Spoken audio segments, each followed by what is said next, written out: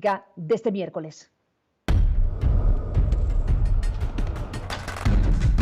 Alfredo Figueroa, Gabriel Reyes Orona y Anabel Hernández. Mesa de análisis.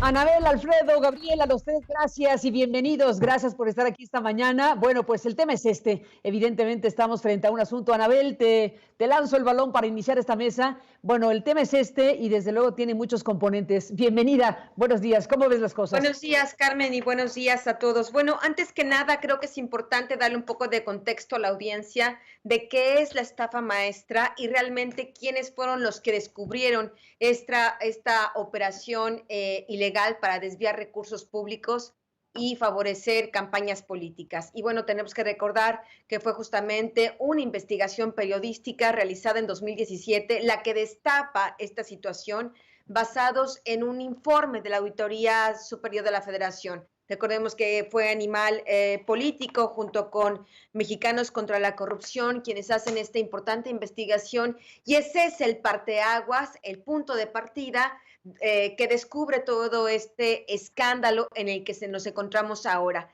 Recordemos también que en aquel momento, en el 2017, cuando todavía estaba los personajes de los que ahora se habla en el poder, cuando todavía estaba Enrique Peña Nieto como presidente de la República, aunque la Auditoría Superior de la Federación había ya presentado al menos 21 denuncias penales por estos desvíos, la Procuraduría General de la República no hizo nada durante estos últimos meses del gobierno de Enrique Peña Nieto. Pasaron el procurador Raúl Cervantes, pasaron el procurador Alberto Elías Beltrán y no hicieron nada al respecto. ¿Por qué es importante señalar esto, Carmen?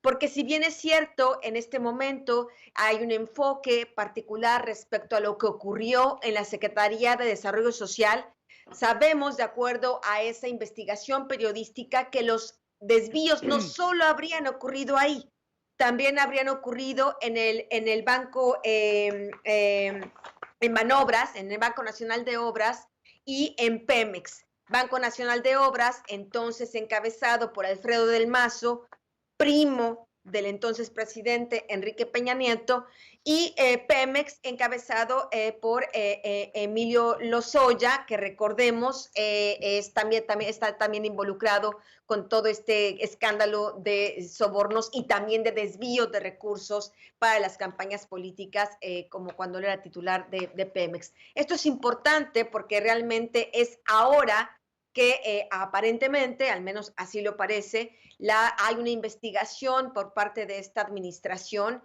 para encontrar a los responsables del caso, aunque me parece que hay demasiado ruido en los medios de comunicación, hay demasiadas opiniones de los diferentes actores, pero no se ve claramente cuál es el objetivo, el punto, la meta a la que piensa llegar la Fiscalía General de la República. Si es un tema que para utilizarlo políticamente ahora que se presentarán las elecciones intermedias del próximo año, o si es un tema realmente con la intención de recuperar estos recursos públicos.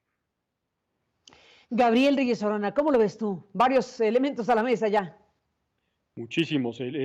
Está muy enturbiado el asunto y como bien señala Anabel, inició con una investigación periodística y ahí sigue. No ha avanzado de la investigación periodística.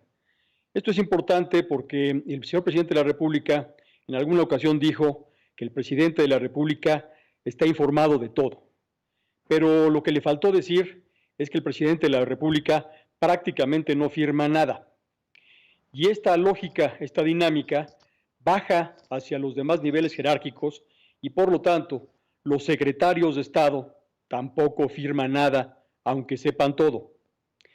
El grado de aplicación de este principio, tratándose de subsecretarios, de jefes de unidad y directores generales, varía de caso en caso. Tiene razón Anabel, este asunto no es privativo ni de la SEDATU ni de la Sedesol. este asunto abarcó a toda la administración pública federal, porque los denominados programas sociales o el gasto social es el que precisamente se desvía a todos aquellos asuntos de naturaleza electoral, donde pues el primer damnificado es el Instituto Nacional Electoral, que claramente pues queda muy mal parado con todo lo que se ha venido declarando. Primero debemos de decir también que pues en materia de gestión pública los vicios no tienden a corregirse, sino a repetirse. Y después del infausto asunto de Emilio Lozoya, que trató de convertir su confesión en una declaración, pues ahora ese expediente se repite. Lo que debiera de ser una declaración en primera persona respecto de los hechos que a él se le deberían imputar, que es Emilio Cebadúa, se transforman en una declaración hecha por alguien que no asume ningún tipo de responsabilidad.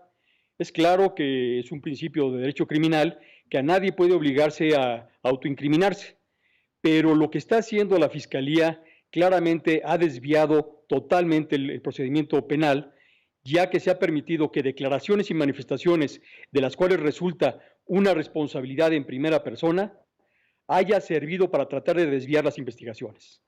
Aquí retomo lo que comentaba, el comentario que hizo alguna de las personas a Aristegui Noticias hace unos minutos, del cual lamentablemente se me escapó el nombre, pero déjeme decirle a esta persona que dijo que es increíble que esto suceda, pues que no solamente es increíble, sino que es completamente ilegal. Los criterios de oportunidad, como ya dijimos en este espacio, no aplican en asuntos en los cuales se afecte gravemente el interés público. Esto es, el criterio de oportunidad no aplica en el caso de Emilio Cebadúa, no aplica en el caso de Rosario Robles y menos aplica en el caso de Emilio Lozoya. El hecho de que exista esta figura, muy mal aplicada, muy mal explicada y expuesta hacia la opinión pública, pues no hace que estos personajes vayan a librar sus responsabilidades. La información que ellos deben de entregar es esencial y eficaz, y esto no es solamente una opinión, es lo que dice la ley. Y en ningún caso la información que han venido aportando estas personas es eficaz, ni mucho menos esencial. Y regresándome al tema de las firmas, primero debe dejarse claro que, pues, si el criterio de oportunidad no es correctamente aplicado por la Fiscalía, el criterio del fuero lo es aún peor aplicado. ¿Por qué? Porque el artículo 111 de la Constitución señala que el fuero protege a ciertos personajes por los crímenes o delitos que pudieran cometer durante su encargo, no antes de él. Esta actitud, esta conducta que los políticos mexicanos adoptan para escapar ocupando cargos que tienen fuero, pues realmente no tiene ninguna explicación, porque el fuero los protege de lo que hagan mientras son diputados, senadores o secretarios de Estado, pero no respecto de los hechos cometidos con anterioridad. ¿Y a qué me quiero referir concretamente? A que aquí, si bien es cierto, no vamos a encontrar firmas de Luis Videgaray, no vamos a encontrar videos de Luis Videgaray y no va a haber elementos de prueba que lo vinculen directamente a él por este principio básico que la política mexicana sigue, es posible que los encontremos en el caso del subsecretario o de los directores generales o jefes de unidad. Y en este caso no todo apunta a Luis Videgaray, en este caso todo apunta en primera instancia a Fernando Galindo Favela, que hoy es diputado federal y antes subsecretario de egresos. Él es el verdadero artífice de las ampliaciones, de las adecuaciones presupuestales que hacen que todas aquellas partidas y subpartidas del presupuesto de egresos de la Federación cambien de uso y de destino y que permitan los convenios y contratos. ¿En solitario, Gabriel? ¿En solitario? Perdón que te interrumpa. No es la primera vez que mencionas este personaje, pero es que es justo como lo acabo de comentar. La dinámica que se da desde el presidente de la República, pasando por todos los funcionarios que se dan en la cadena, queda completamente improbable. Si existen instrucciones, va a ser un tema de prueba, no solamente del secretario hacia el subsecretario, sino del presidente al secretario. Seamos realistas, seamos objetivos. ¿Creemos realmente que en un procedimiento de naturaleza criminal vamos a encontrar o poder documentar la instrucción dada por Luis Videgaray? Pues va a ser muy difícil. Pero lo que sí es muy claro es que entre el subsecretario y jefes de unidad y directores generales, alguien de estas personas tuvo que haber firmado algo. y la persona que haya autorizado la ampliación o la adecuación presupuestaria es el que nos puede decir de quién recibió la instrucción y en qué términos. Muchos de estos funcionarios, ya hacia el final de la administración, tienden a pedir que se les emita algún tipo de instrucción por escrito. Casi nunca sucede en la primera mitad de la administración. Esto sucede cuando las cosas se comienzan a descomponer. Entonces, realmente tratar de dirigir la investigación, empezando por el presidente o por el secretario, pues es verdaderamente ganas de no hacer nada o de mantener un show de naturaleza electoral que a nada nos va a conducir. Realmente tenemos que irnos primero a la fuente del dinero. Ya desde hace muchos años se habla de la ruta del dinero, pero no se habla muchas veces de la fuente del dinero. Y la fuente del dinero es siempre la Secretaría de Hacienda. Y en el caso concreto, la Subsecretaría de Egresos.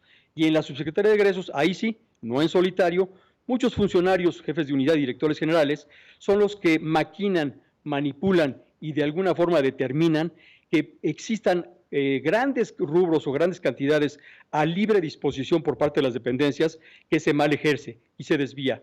Pero desde hoy anticipo, lo que van a encontrar son oficios de adecuación y de modificación presupuestaria que simplemente van a ser señalamientos muy genéricos para entregarlos a fines y destinos lícitos.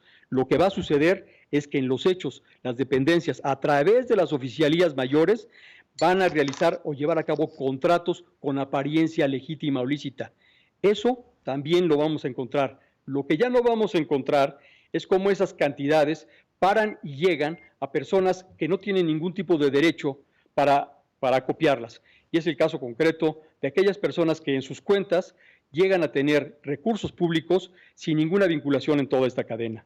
Entonces, primero, lo que sí debe quedar muy claro, y lo digo Alfredo para la persona Figueroa. que Aristegui, no, solamente para lo que dijo Aristegui Noticias, Carmen, Sí. Señora, créame, el criterio de oportunidad no aplica ni debe aplicar legalmente en ninguno de estos casos. Bueno, Alfredo, ¿cómo ves? Bueno, veo muchas cosas, Carmen, y además creo que debemos empezar a desmenuzar todo lo que está aquí, porque yo sí veo aspectos y advierto que hay elementos nuevos en el juego. Empiezo con un ejercicio de la memoria. Recuerdo muy bien que en el 2012 había un concepto que corría por los pasillos del Instituto entonces Federal Electoral, que tenía que ver con la idea, con una idea que se resumía así: que no se despeine el muñeco, se decía en los corrillos del IFE, cuando había terminado ya la elección, y ahora voy a explicar lo que significa. Que no se despeine el muñeco. Bueno, la risa de Anabel es... Que no se despeine el muñeco. ¿Quién era el muñeco? Pues uno que gobernó México, Anabel, durante 6 años, y estábamos haciendo el trabajo de fiscalización de los recursos entonces. Una votación en la que quedaríamos primero en minoría y luego prácticamente en solitario. Y el concepto que había entonces era que no, lo que sea necesario, pero que el muñeco no se despeine. Es decir, que no hubiese una imputación desde entonces de cómo llegó al poder Enrique Peña Nieto. Una fórmula que reprodujo a la hora de ejercer el poder público.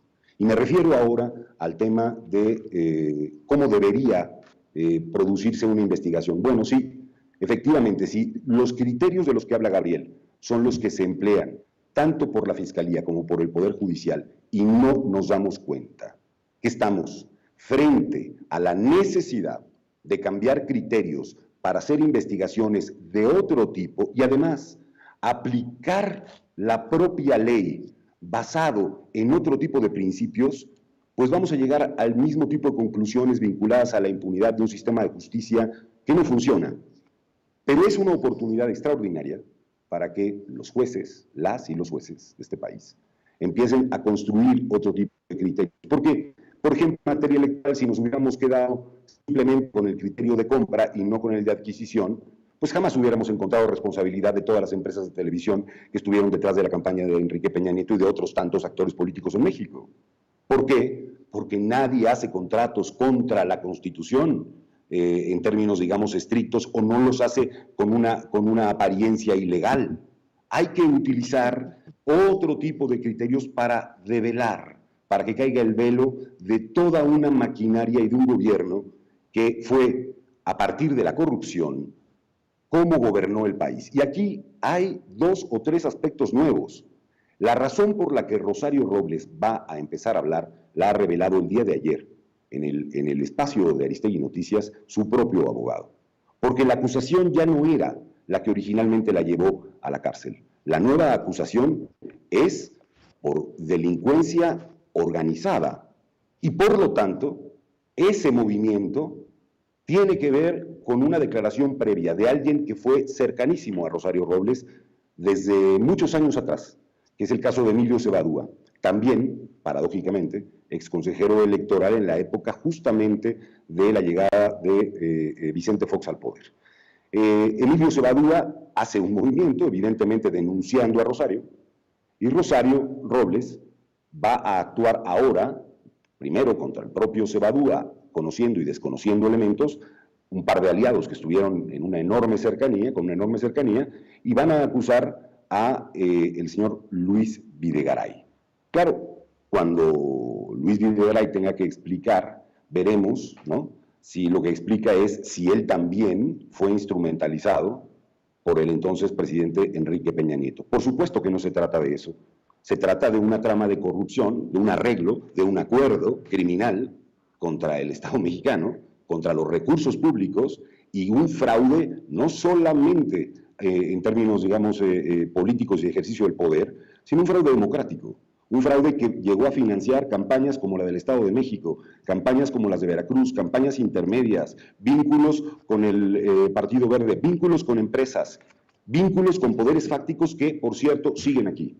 Así que a mí me parece que lo que estamos escuchando, lo que estamos conociendo, si bien dista de ser todavía una nueva investigación en términos, digamos, de nuevos criterios, sí abona a entender y a despejar lo que ocurrió en los años previos, con autonomía evidentemente del uso político en favor o en contra que pueda hacerse de esta información. Pero yo no diría que estamos, digamos, en la misma circunstancia que estábamos hace poco tiempo. Lo que Rosario Robles cuente será seguramente parte de una estrategia jurídica, eso hay que tenerlo en consideración, igual que Cebadúa. Obviamente. Pero también habrá en ello elementos que confirmarán, y hoy están confirmando, que ellos fueron parte, desde su oficina de Tennyson, en Polanco, de una estrategia en la que se operaba semanalmente para extraer recursos de la gente, de las personas, recursos que no llegaron a las personas, para otros fines, tanto de corrupción, pero ojo, y vuelvo a insistir en esto, también de desvirtuar todos los esfuerzos democráticos que ha hecho este país durante tanto tiempo. Déjenme, Anabel, Gabriel, Alfredo, hacer una pausa. Regresamos en esta mesa de análisis y discusión. Coincido plenamente que las nuevas fichas están reacomodando este escenario.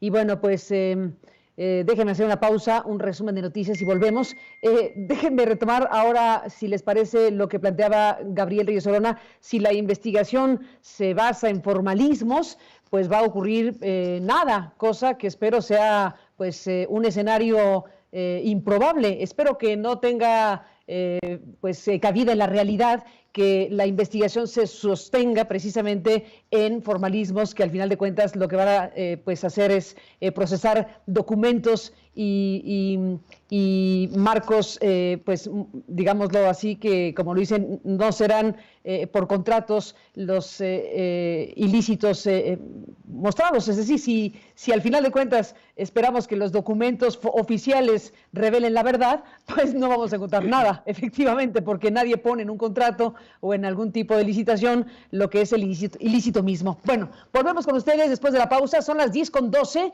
tiempo del centro de la República. Pues el tema es grande y seguiremos hablando de ello.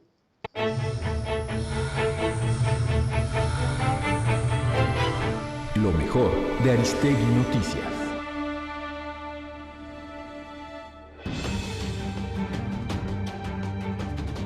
En la conferencia de prensa de esta mañana, el subsecretario de Gobernación Alejandro Encinas afirmó que en lo que va de esta administración han exhumado 2.290 cuerpos de fosas clandestinas, de los cuales 879 han sido identificados. En lo que corresponde a esta administración, se han exhumado 2.290 cuerpos de fosas clandestinas, de los cuales 879 han sido identificados, más del 38%, y 504 cuerpos han sido entregados a sus familiares. La Comisionada Nacional de Búsqueda de Personas Desaparecidas, Carla Quintana Osuna, informó que a la fecha permanecen en calidad de desaparecidas 3.550 mujeres, mientras que en lo que va de la actual administración han sido localizadas 8.476 mujeres reportadas como desaparecidas.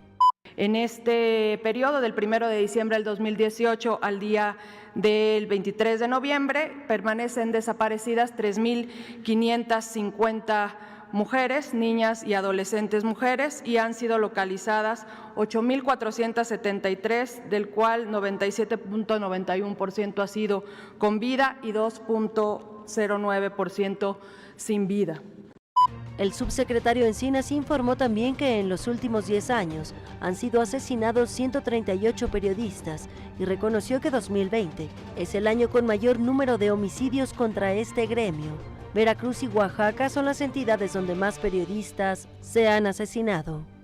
Desde el año 2010 a la fecha se han cometido 138 homicidios contra periodistas en todo el país. Hay que señalar que efectivamente los 3 últimos años han tenido un repunte significativo y reconocer que este año es lamentablemente el año cuando se han cometido el mayor número de homicidios en la última década, alcanzando la cifra de 19. Hay que señalar, como lo vemos en la siguiente gráfica, que la mayor parte de estos homicidios se localizan fundamentalmente en 5 entidades de la República, en Veracruz, Oaxaca, Guerrero, Tamaulipas y Chihuahua, que concentran más del 51% de los homicidios cometidos contra periodistas en esta década. Consulta esta y toda la información en www.aristeguinoticias.com. Buzón de voz. Envíanos un mensaje de voz por WhatsApp al 5574 32 32 73, 5574 32 32 73. Incluye tu nombre y lugar donde vives. Tu opinión nos importa.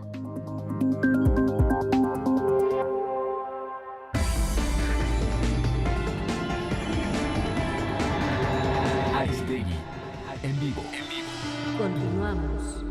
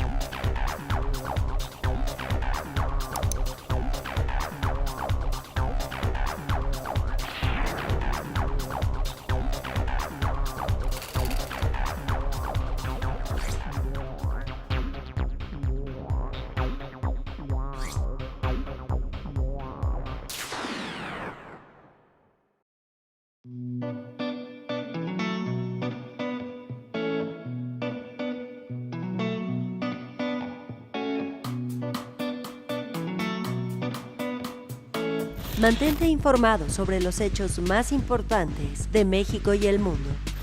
Síguenos en Instagram, @Aristegui_online. Y activa tus notificaciones para que no te pierdas el mejor contenido. Notas, videos, columnas, investigaciones especiales y más.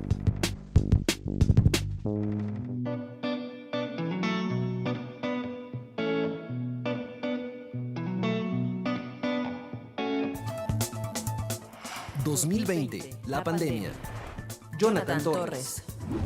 Miércoles, 12 del día, tiempo del centro. En vivo por www.aristeguinoticias.com.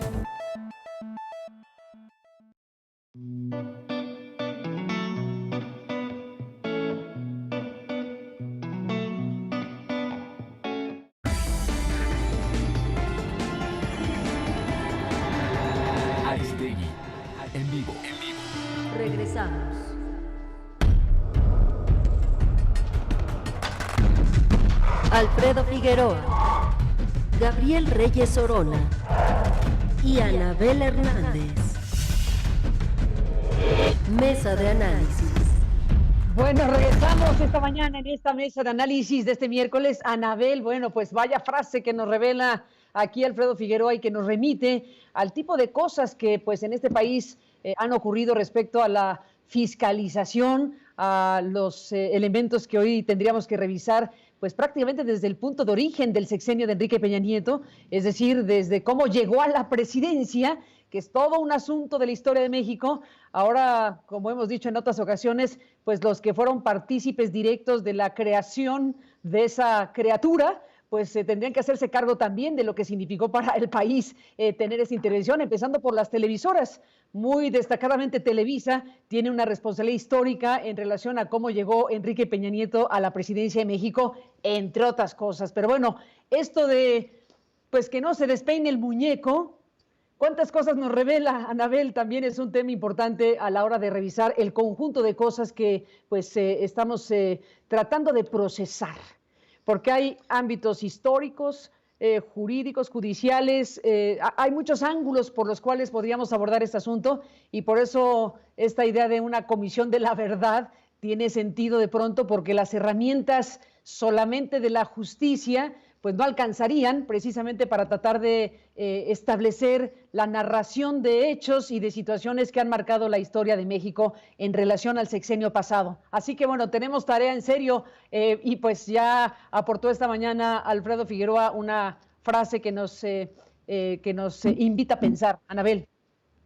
Bueno, Carmen, pues a mí básicamente lo que más me preocupa de la circunstancia actual en la que se encuentra esta investigación en la Fiscalía General de la República es justamente que se mantenga esta dinámica de no despeinar al muñeco, es decir, de no llegar a la raíz del problema. Cuando estamos hablando que Pemex, que Banobras, que Sedesol, que Sedatu, que la PGR de entonces, que no hicieron nada, todos estos coludidos en una sola cosa, discúlpame, en México solo hay un poder y una persona que es capaz de coordinar a todas estas secretarías, incluyendo Secretaría de Hacienda, disculpa, se me olvidaba, la Secretaría de Hacienda, que como decía Gabriel, al final es la que suelta los recursos, al final es la que firma las partidas presupuestales o las ampliaciones o las excepciones para mandar dineros, ¿no? Bueno, estamos hablando de que la única entidad que podría haber coordinado a todas estas dependencias del gobierno federal, pues es justamente el muñeco, el referido muñeco. Me refiero al entonces presidente Enrique Peña Nieto. No se puede comprender de otra manera.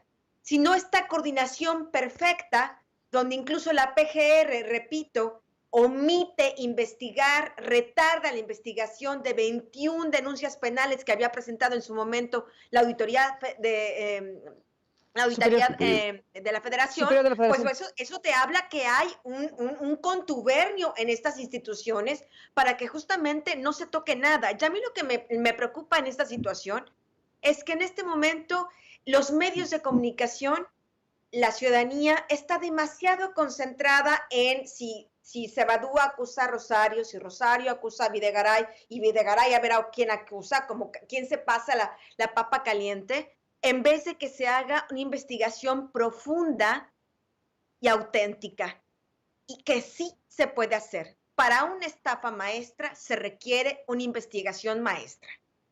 Y debemos decir que los periodistas que iniciaron esta investigación ya hicieron una buena parte de ese camino, que la Fiscalía solo debe de continuar. Desde mi punto de vista y desde mi experiencia periodística, no serán estos los secretarios o los directores, los secretarios de Estado, los directores de área o los niveles máximos de poder, quienes terminarán dando la información precisa, útil, porque al final un juez no solo necesita declaraciones al bote pronto, necesita documentos, como decía Gabriel, necesita seguir la trama de la conspiración, pero además cómo se manejó el dinero y a las cuentas en que viajó. Y en estos casos es la gente, los empleados de menor nivel, los que habitualmente tienen más que perder, porque estos hombres de poder siempre se pondrán de acuerdo, los principales sacrificados, los chivos expiatorios siempre son la secretaria o el de menor rango. Bueno, pues son ellos los que seguramente pueden tener correos electrónicos, documentos, mensajes de texto, etcétera, etcétera, que puedan darnos una idea realmente quién tiene la responsabilidad, si Cebadúa, si Rosario Robles, si el muñeco, si Videgaray, por un lado. Y por otro lado, pues hay toda una ruta que seguir. Estas empresas fantasma que se crearon para mandar dinero a las universidades y las universidades a su vez subcontratar con empresas fantasmas que nunca proveyeron servicios verdaderos y a través de esos dineros realmente no ocuparlos para esos servicios, sino desviarlos para las campañas políticas. Bueno, pues hay una serie de notarios públicos que seguramente firmaron las actas constitutivas de esas empresas y hay personas testaferros que de acuerdo a los reportajes que se publicaron en su momento, vivían en barrios populares, etcétera, etcétera, a quienes la fiscalía puede llamarles y preguntarles, ¿quién te dijo que firmaras aquí con el notario público? ¿Quién te llevó? ¿Cómo funcionó? Me refiero, independientemente de quedarnos en los dimes y diretes, que es lo que esta clase política y el muñeco quisieran, la fiscalía puede llegar a profundizar realmente y hacer una investigación maestra, para entonces desmenuzar poco a poco y obtener pruebas periciales, pruebas documentales, pruebas que realmente puedan servir para condenas ejemplares. Porque si nos quedamos solo en estarse aventando estiércol entre unos y otros, será la historia de siempre, donde hay una impunidad eterna, donde solo sirve para el escándalo político de las próximas elecciones y después todos se olvidarán de Rosario Robles, se olvidarán de Videgaray, etcétera, etcétera, y con el nuevo escándalo de corrupción o de generales involucrados con el narco que son rescatados, etcétera, etcétera, pues la gente va perdiendo el hilo de las cosas y queda todo en impunidad. Gabriel, ¿cómo ves? Pues mira, Carmen, Alfredo, Anabel, si los muñecos firmaran y tocaran el lodito, no solamente se despeinarían, sino que se ensuciarían. Y estos personajes no son nuevos ni arrancaron en el 2012. La gubernatura a la que llegó Enrique Peña Nieto dejó también experiencia en la cual el propio Luis Videgaray pues tuvo mucho que ver. Si fue el muñeco o su ventrílocuo, es un tema que va a ser materia de investigación. Y aquí el tema es central. Lo que hemos visto en el caso Lozoya, lo que hemos visto en el caso Robles, es un asunto de falta de ejercicio de atribuciones en la autoridad. Solamente hemos visto declaraciones, confesiones y una guerra de lodo entre los implicados que no es ni puede ser una indagatoria profesional hecha por quien constitucionalmente tiene que hacer eso, y tiene que llevar a cabo una investigación. El caso de la estafa maestra, pues bueno, tiene muchos elementos muy cercanos que le pueden ayudar y auxiliar al propio Gertz Manero, ya que pues, él administró una de las, o dirigió, o de alguna forma organizó una de las universidades más importantes de Puebla. Entonces yo creo que sí, el fiscal tiene una deuda con los mexicanos, y es que no hemos visto investigaciones. Existe la falsa percepción en México de que tenemos inteligencia financiera, o que se realiza inteligencia financiera en México, cuando esta es total y 100% importada. Luis Videgaray lo sabe, lo hemos dicho varias veces en estas mesas. Los puestos claves siempre han sido cubiertos por el virrey, que en este caso es el secretario de Hacienda, o lo era hasta el gobierno de Enrique Peña Nieto. Siempre hubo mucho cuidado en quién poner en la responsabilidad de la Comisión Nacional Bancaria y de Valores. Y en este caso debemos de decir que Luis Videgaray sabe muy bien que la información que procesa la Unidad de Inteligencia Financiera viene del exterior, concretamente de los Estados Unidos, y que mientras el muñeco esté bien con la fábrica, la información no llega y no aparece. ¿Por qué Luis Videgaray está tan bien cobijado como en su momento lo estuvo García Luna? Porque la percepción de ellos es de que mientras la fábrica no mande el insumo, las investigaciones simple y sencillamente no van a prosperar. Entonces, Lo que tenemos en México es esto, simplemente una guerra de dimes y diretes, una guerra de lodo, que no investigaciones profesionales. Tiene mucha razón el presidente de la República en estar hasta cierto punto consternado por la falta de resultados por parte de la Fiscalía General de la República, que se caracteriza en no investigar. Y aquí en este espacio, en estos micrófonos, precisamente Alejandro Gertz Manero lo dijo cuando se refirió al caso de Omar García Harfuch. Él dejó muy claro que deja la investigación siempre a otros, a terceras instancias, a terceras agencias, y él quiere que ya llegue todo procesado, revisado, dictaminado y hasta de alguna forma pues ya elaborado el dictamen. Por lo que está esperando que la Auditoría Superior de la Federación, la Unidad de Inteligencia Financiera o alguien sea el que le diga qué es lo que sigue. La Fiscalía no tiene investigadores, no tiene investigación, no la realiza. No la hemos visto en ninguno de los casos tan sonados que hoy en día vemos en México. Pero lo que sí vemos es una gran alaraca electoral, que lo único que está dejando muy claro es que el Instituto Nacional Electoral revisa y fiscaliza una pequeñísima muestra de lo que realmente pasa en estos procedimientos. Aquí, hoy tenemos una campaña electoral señalada en la que Aurelio Nuño, en la que Vanessa Rubio tuvieron una participación muy destacada dentro del equipo de José Antonio Meade y que después la tuvieron el primero como responsable de la Secretaría de Educación Pública, que pues coordina, administra, organiza o de alguna forma articula las universidades, y Vanessa Rubio, que pues sin ningún tipo de experiencia parlamentaria llegó al Senado de la República y hoy se encuentra pues no localizable. A ver, bueno, varias cosas aquí. Déjenme hacer un pequeño alto porque Gerardo Rodríguez Sánchez Lara, a quien le mando un gran saludo, está escuchando la mesa. Gerardo, que es un gran especialista en materia de asuntos de seguridad y un académico importante, está escuchando la mesa y te manda un mensaje, Gabriel. Gabriel de Yesorona tuvo un pequeño error. Dice, Alejandro Gertz fue rector y es dueño de la UTLA Ciudad de México. Es diferente de la UTLAP de Puebla, que ahí hay una diferencia y entonces, bueno, magnífica mesa y programa, así que saludos a Gerardo y gracias por la aclaración de este detalle sobre la relación del doctor Gertz Manero. Agradezco la aclaración, aunque sí debo pensar que el que administra la de la Ciudad de México conoce también lo que pasa en la Ciudad de Puebla y en el resto del país. Agradezco la aclaración. No necesariamente, pues, ¿o sí? Queda corregida. No, sí, porque yo creo que saben todo el mundo cómo funcionan las universidades, ¿no? Bueno, hecha la aclaración respecto a la universidad, es una en Puebla, otra en la Ciudad de México, y bueno, pues ahí está el mensaje, pero focalicemos el tema, Alfredo, pues bueno, focalizar el tema. ¿Cómo se puede focalizar el tema cuando hay tantos elementos a la mesa? Así que te paso el balón, Alfredo. A ver, sí, solo aclarando, son dos personas jurídicas diferentes, la de Puebla y la de la Ciudad de México, pero nada, lo poblano no me puede...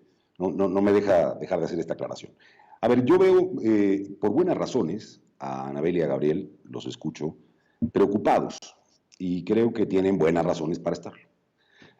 Su preocupación reside, como seguramente la de muchas más personas, en que efectivamente no haya una profundidad mayor en las investigaciones y que todo esto quede, digamos, desde el punto de vista de una suerte de escándalo público, uno más, que efectivamente se tapará con el de dentro de 2 días o dentro de una semana, etcétera.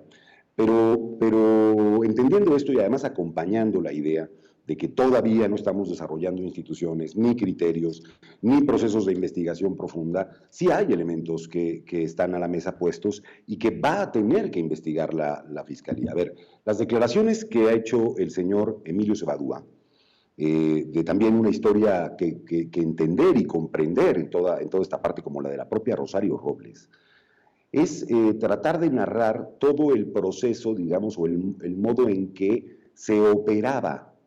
Y para que uno pueda tener acreditado la operación de esta naturaleza, pues tiene que presentar evidencia en relación a este asunto, porque lo que no puede ocurrir es que se desvíen miles de millones de pesos. Y esto nadie sepa en dónde exactamente quedaron. No, estas personas van a tener que mostrar evidencia de dónde y en qué cuentas están estos dineros que se extrajeron, y además evidentemente va a implicar a un conjunto y a una red muy grande. Leía recientemente el hecho de cómo este modelo, que por cierto el abogado de Robles dice que no existe, que la estafa maestra no existe, no sé en qué país vive el abogado, fue construido por dos personajes que estaban en la Universidad del Estado de México. Fíjense, otra vez, en la UAM. Es ahí donde parece haberse desarrollado el inicio de un proceso, y me refiero al señor Fitch y al señor Del Pozo, que se han revelado en distintas investigaciones periodísticas, fueron los constructores de este modelo de utilizar a las universidades públicas como un mecanismo para no ir por procesos de licitación y luego obtener el dinero. Fueron convenciendo a otras universidades públicas como la de Morelos. En ella participó también gente de universidades de Tabasco, de Hidalgo, del propio Chiapas, y toda esta gente fue, digamos, participó en un proceso en donde justamente había esta idea de hay unos entregables que hay que inventar para poder obtener esta cantidad enorme de recursos. Desde la propia idea de modelo tenemos que redefinir el cómo hacer todo este proceso de investigación. Compartiendo, ojo, con los colegas, la idea y la preocupación, creo que nos dan, desde el punto de vista público, también al periodismo, más y más elementos para entender cuál fue la circunstancia a través de la cual se sigue obteniendo dinero de todos lados. Y un elemento que quiero poner también a la mesa, que es el de, es una extraordinaria oportunidad también para entender que el financiamiento ilegal de los procesos políticos, el financiamiento evidentemente de la corrupción política, implica también a instancias privadas e implica también a instancias internacionales. Y es el momento de que nos planteemos cómo es que fiscalizamos los recursos, porque seguimos buscando muchas veces en los lugares indebidos. En realidad la campaña, por ejemplo, campañas como la del Estado de México, el propio proceso de Monex que conocimos desde el 2012, sí tenía un periplo internacional. Es decir, hay en esto la necesidad de fiscalizar con otros estados del mundo. Y todo este proceso sofisticado, ya lo decía Anabel, necesitamos una investigación maestra, claro, requiere de la idea de hacer inteligencia en red para poder replantear la forma de investigar, con autonomía del uso, sin duda, que se puede dar político a esta materia. Y simplemente para finalizar con la idea del muñeco, es que la frase siempre fue muy buena, por una razón, porque quién sabe si el más instrumentalizado por las empresas de televisión, por los poderes alrededor, por el propio PRI, por toda la red de intereses que se reconstruyó desde el 2006 para llegar al 2012,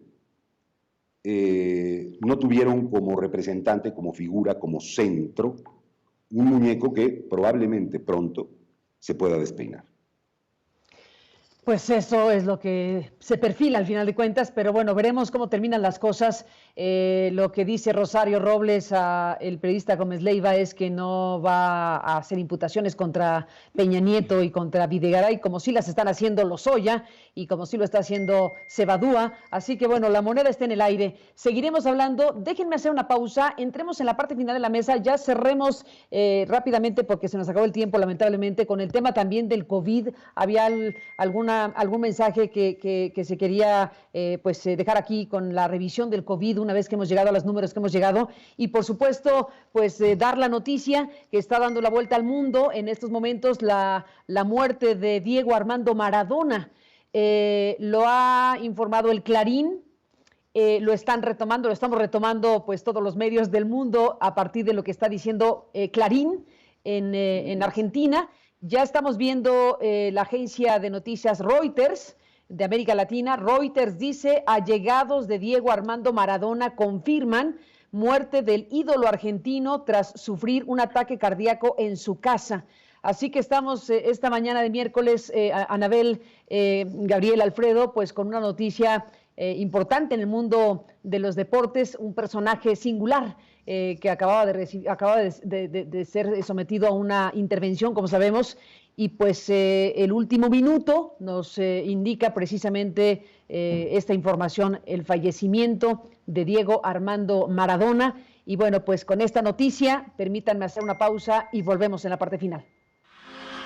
En una villa nación fue deseo de Dios crecer y sobrevivir a la humilde expresión, enfrentar la adversidad con afán de ganarse a cada paso la vida. En un potrero forjó una zurda inmortal con experiencia, sedienta ambición de llegar de cebollita. Soñaba jugar un mundial y consagrarse en primera. Tal vez jugando pudiera a su familia ayudar. ¡Grande Diego! Aristegui en vivo. Buzón de voz. Envíanos un mensaje de voz por WhatsApp al 5574 32 32 73, 5574 32 32 73. Incluye tu nombre y lugar donde vives. Tu opinión nos importa.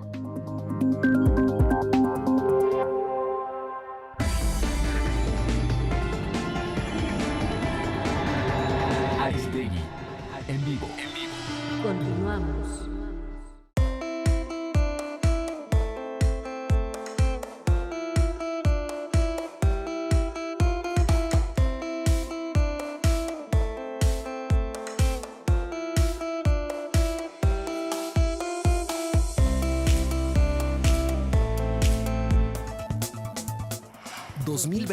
La pandemia.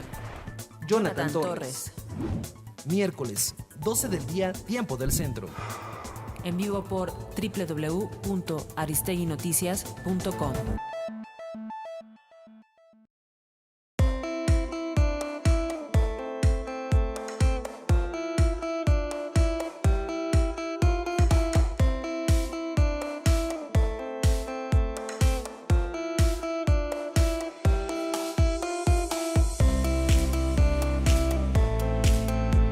Para seguir a Aristegui en vivo y todo nuestro contenido en tu dispositivo móvil, añade aristeguinoticias.com a tu pantalla principal.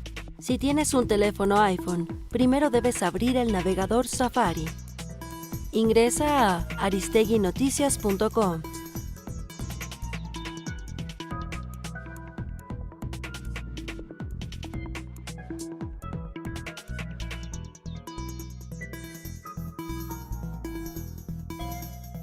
Da clic en la opción Agregar al inicio.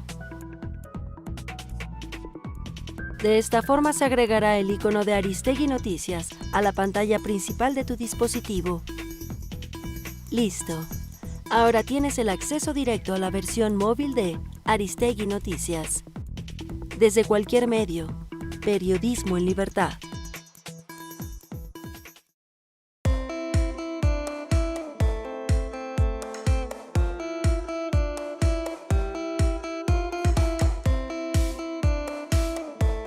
Mantente informado sobre los hechos más importantes de México y el mundo. Síguenos en Instagram, @Aristegui_online. Y activa tus notificaciones para que no te pierdas el mejor contenido. Notas, videos, columnas, investigaciones especiales y más.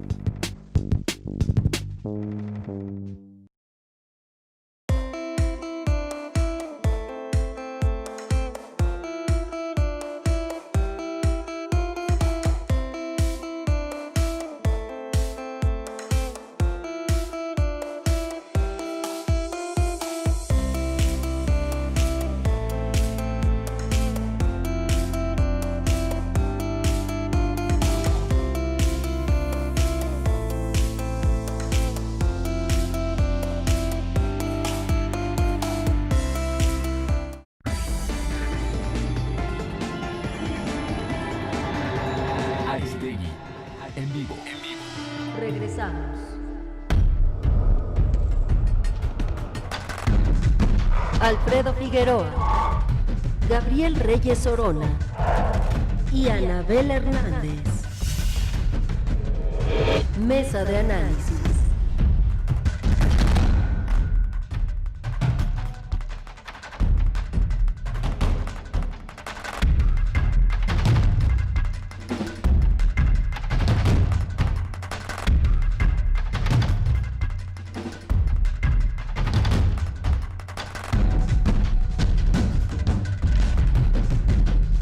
Bueno, pues entramos en la parte final, Anabel, Gabriel, Alfredo, y bueno, pues esta mañana con la noticia de la muerte de Maradona, que por supuesto pues está dándole un giro por el mundo, esta información que se está confirmando. Ya hace unos minutos, permítanme reportar, hace unos minutos el abogado de Diego Armando Maradona, el abogado Matías Morla, pues ha confirmado ya la muerte de este futbolista y bueno, pues lo ha hecho a través de la cadena Todo Noticias y pues está ya la confirmación dada desde esta perspectiva. Ya el que lo dio a conocer fue Clarín, después los otros medios fueron corroborando con gente cercana a Maradona y bueno, pues ya todo indica que ya está absolutamente confirmada la muerte de este pues ídolo del fútbol internacional. Y pues estaremos hablando de ello ya con más detalles en unos minutos más. Cerramos la mesa, Alfredo, Anabel, Gabriel, con un tema que desde luego es obligado también señalar y analizar, que tiene que ver con el COVID-19. Estamos llegando a las cifras más altas imaginables pues a nivel internacional. Pero lamentablemente México pues está ubicado, según el ranking de Bloomberg, en el último lugar en relación a la manera en que se está enfrentando la pandemia, a la manera en que se está dando respuesta a esta circunstancia, y pues es un tema que nos debe alertar y preocupar sinceramente. Alfredo, ¿cómo ves las cosas? Bueno, Carmen, se confirma que el manejo que ha tenido de política pública este gobierno, el gobierno que encabeza López Obrador, ha sido verdaderamente desastroso respecto del tema de la pandemia. Creo que hay toda la evidencia, todos los elementos, todos los datos, e incluso el propio reconocimiento del subregistro que tiene este país en términos de documentar casos de COVID y de documentar incluso fallecimientos por esta vía, que no debiera dejarnos sin un comentario importante. Creo que es fundamental, ha llegado el momento, cerca de por cierto, la circunstancia que nos permita nuevamente salir a la calle a partir de las vacunas, probablemente en los próximos 4 o 5 meses tendremos esa oportunidad, iniciar un cambio de política pública en el país y dejar de lado todo un proceso de autoengaño, de simulación, respecto de una circunstancia que muy probablemente se convierta en la principal causa de muerte en México durante este año. No es aceptable que desde el poder público se siga encubriendo, se siga autocomplaciendo, señalando que hemos dominado y controlado un problema de política pública y de salud pública como el que estamos viviendo. Las consecuencias económicas, desde luego, ya se padecen, se viven, pero la parte que tiene que ver con la salud de la gente, con la vida de las personas, debe requerir de inmediato una nueva estrategia y un nuevo acuerdo en la propia sociedad entre los estados y las distintas instancias de salud en México. Gabriel, ¿cómo ves este tema? Pues recordando que en Nagasaki la bomba atómica mató a 60,000 personas. En México nos parece que fue simplemente un evento controlado o controlable, el de la pandemia. Verdaderamente el hecho de que nos comparen con los Estados Unidos, Brasil y la India es verdaderamente vergonzoso. Simplemente comparando no solamente extensiones territoriales, sino el número de habitantes que hay en esos países, nos damos cuenta que lo que dice Alfredo es completamente cierto. El manejo fue desastroso y todavía esto no ha parado. Esperemos que antes de que la pandemia dome a López-Gatell, la vacuna haga ya que los mexicanos podamos recobrar pues lo más parecido a la normalidad.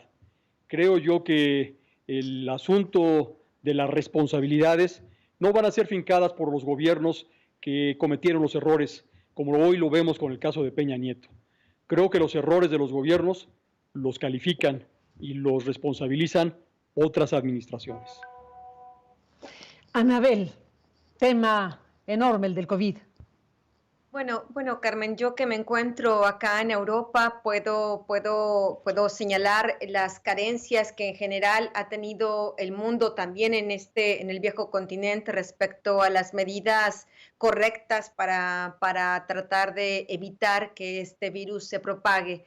Debo decir que en general, yo he hablado con un experto responsable en una de las regiones de Sicilia, de Italia, responsables de atender el tema del coronavirus, y me ha señalado que en general, en prácticamente todos los países del mundo, hay una cifra negra de cerca del 30% de decesos más de lo que cada país registra. Es decir, si bien es cierto, esta falta de veracidad en las cifras que da el gobierno de México es terrible, y no es para que nos sirva de consuelo, pero es una tendencia que tienen la mayor parte de los países, Italia, Francia, Reino Unido, Estados Unidos, España, de no querer realmente reconocer ante los ciudadanos la gravedad del problema. Es evidente que la falta de una claridad en el mensaje gubernamental desde el inicio de la pandemia, estas confusiones generadas desde el propio presidente de la República, que no orientó, que no quiso reconocer ante la ciudadanía la magnitud del problema y que también los desalentó a utilizar el único mecanismo que existe científicamente probado para disminuir el nivel de contagios, que es la mascarilla. Recordemos toda la polémica que hubo en México porque el presidente titubeó y los mismos integrantes de su gabinete responsables de atender la pandemia titubearon, no fueron suficientemente claros, sólidos de explicar el valor del uso de la mascarilla y nada más podría decir que hay estudios científicamente probados donde hablan de que el uso de la mascarilla y estar en espacios ventilados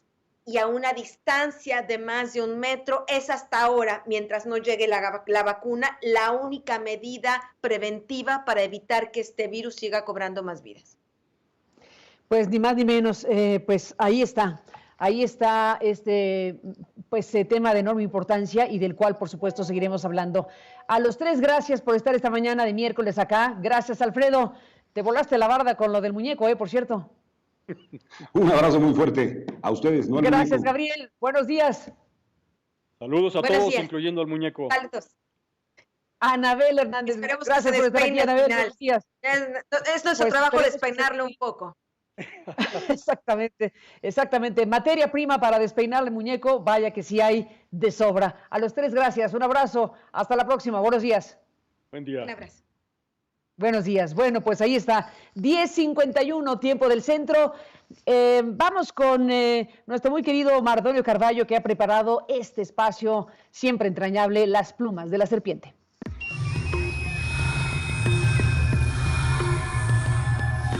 Las plumas